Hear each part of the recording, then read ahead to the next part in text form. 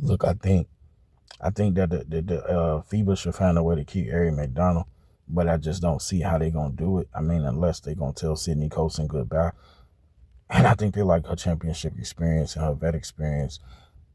They could let go Brianna Turner and Michaela Timpson, but would they? Would they let go the Rook, who she don't play no way? They might. Brianna Turner, they probably like her size and her shot blocking ability, although she only get used sparingly.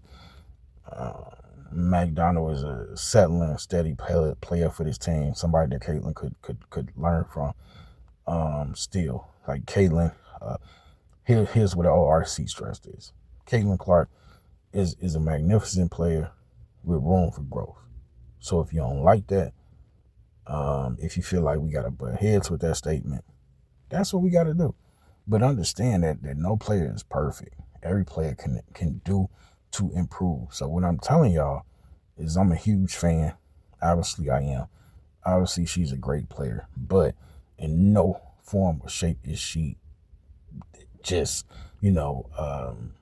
phenomenal to the point that she doesn't have any lack of desire for improvement. So we will see, because this team is missing Caitlin Clark, and that I can say easily. But they have a lot of options. So it is up to them to be able to be effective and get these wins. And they beat the Chicago Sky team that's essentially listless. I need to see them win games against viable opponents. So as I look at things right now, as they get assessed, Caitlin Clark is needed, but they should have enough to get it done. They should always have enough to get the job done, and she doesn't have to get rushed back. Yeah, she could potentially be not in the MVP conversation because she's missing games. Yeah, she could potentially end up missing an All-Star game, but what's the bigger picture? You have formidable powerhouse teams in the Minnesota Lynx, 9-0, New York Liberty, 8-0 at the time of this video. Can anybody stop them? So that's a question that we're going to eventually have to look at that. We're going to have to talk about that. Can the Indiana Fever do so? I'm not 110% sure about it, because I don't know who can. Like Seattle, they could be good. They could be. Phoenix, they could be. They got a winning record. Seattle, just barely. Same thing with the Mercury, the Dream. Can anybody put up a fight? So when I look at the Fever, could they put up a fight? Yeah, they might. And I think that Kelsey just, got to play better, got to shoot better. She's doing good, but she's not doing great. Boston has moments. I believe in her, though. I 120% believe in her. I think that she could be amazing. But when I look at the Indiana Fever, I think the problem for me is they're just too dependent on Caitlin. And, this is the perfect opportunity for them to get it together. This is the perfect opportunity for them to play together. And it's the perfect time for them to gel as a team, so that when Caitlin Clark comes back, they can just ball out. They can just be ready to play. Caitlin has seen and witnessed that this team can do it. But again, the quality of opponent matters. I was very disappointed in what the Chicago Sky put forward, and perhaps we'll talk about that at some other point, right? But I'm disappointed in what the Sky put forward against the Fever in this the second time they met. In the game they just played, it was just embarrassing.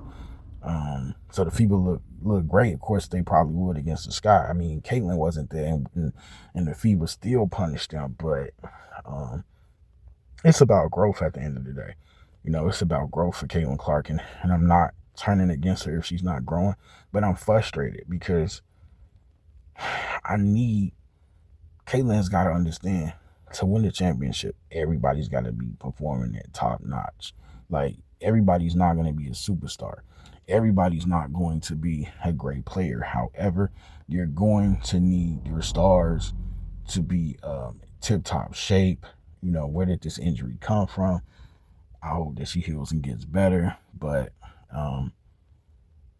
just need her to just, be maximize her skill set and potential. Taking smarter shots, better shots all the time. Like, we want to see her succeed, right? this time in the video, those that are fans, you want to see us succeed. Yeah, obviously we will never be able to close the mouth of those that are detractors that don't like her. You won't. But genuinely, I want to see her succeed and be successful. So what this means is she's got to, again, maximize her potential. She's got to cut turnovers down. She's got to, weigh the risk that she takes on the court. She's got to put forth a solid defensive outing. She's got to guard in the area that's going to push her. I want to see tickets sold. I want to see her shoes sold.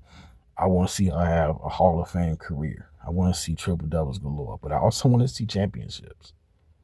So that's important to me. So damn it better got to be important to CC, and that's just how I feel. So I just want to impart this and share this with y'all, because you're gonna hear people that are gonna love Caitlin, even if she drops 25 to 30 points and she has eight turnovers. I'm gonna have a problem with the 8 turnovers, and you're gonna have people that are gonna scream how great she is if she goes 3 for 15 from 3-point land. And if those 3 threes were huge, I'm going to be happy and cheer about that. But I'm going to have a problem that she missed 12 3-point shots and nobody said, hey, hold up, what's up? Like Nate Dogg's song, RIP Nate Dogg, but hold up, wait, like 3 for 15. So, and these are things that these are Iowa days. There were times at Iowa when she shot like 2 for 14. And then there were days when she was like 6 for 11. I guess it's part of the Caitlin Clark effect. But the thing is, you gotta keep getting better. You gotta get better. You need to, if you're gonna play the 1, she's gotta get better at when I should take this shot. Heat check time. Everybody ain't gonna like the message, and everybody ain't gonna like the fact that I'm sitting here saying that she needs to improve. But you know what? And I'll leave you with this. I can live with it. I got my big boy shoes on, put them on long ago. You on this YouTube game, you can't be sensitive.